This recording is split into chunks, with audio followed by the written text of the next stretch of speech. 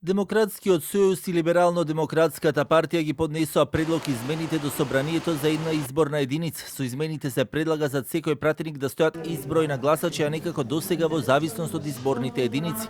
Од Демократскиот сојуз велат: предлагаме да остане пропорционалниот модел без изборен праг, а пратениците да се пресметуваат под онтовиот модел. Ваквите измени ќе значат силен поттик за демократизација на изборниот процес и на државата во целина, како и демонтажа на еднопартискиот систем на владење и зголемување на одговорноста на извршната и законодавната власт.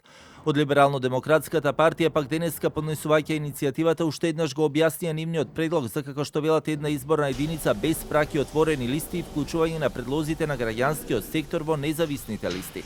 Како прва политичка партија која јавно ја поддржа оваа идеја, уште еднаш ја нагласуваме потребата од праведен и транспарентен изборен модел кој ќе обезбеди еднаквост на гласот и директно на граѓаните во изборот на нивните представници. Цврсто веруваме дека оваа промена ќе донесе поголема транспарентност, поголема одговорност на изборните представници, како и посилна демократија во нашата земја. Премиерот Мицковски денеска, коментирајќи ги предлозите, посочи дека парламентарното мнозинство е спремно да даде поддршка, но да има право на гласање и диаспората.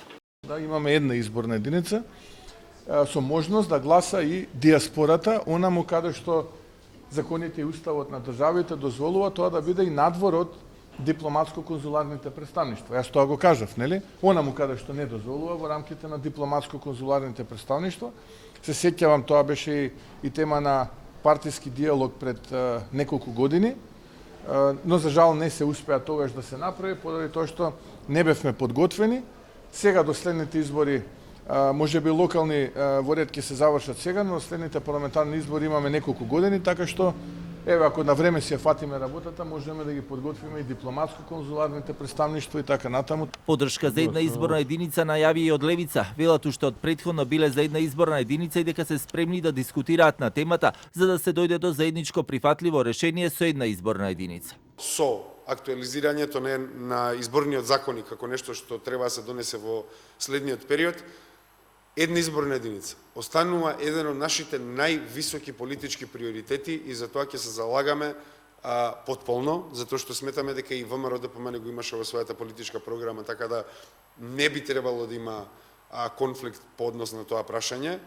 Од Демократската унија за интеграција пак велат може да се разговара за една изборна единица, но со праг од 3 до 5% за избор на пратеници, што е веќе прв чекор на разминување со останатите ставови. Вреди пак во краток разговор за телевизија 24 велат дека се уште немаат официјален став, но сметаат дека е потребна поширока јавна дебата со домашни меѓународни експерти, но и дека веќе нема многу време за промени на изборниот модел кога се во прашање изборните единици, бидејќи локалните избори наближуваат.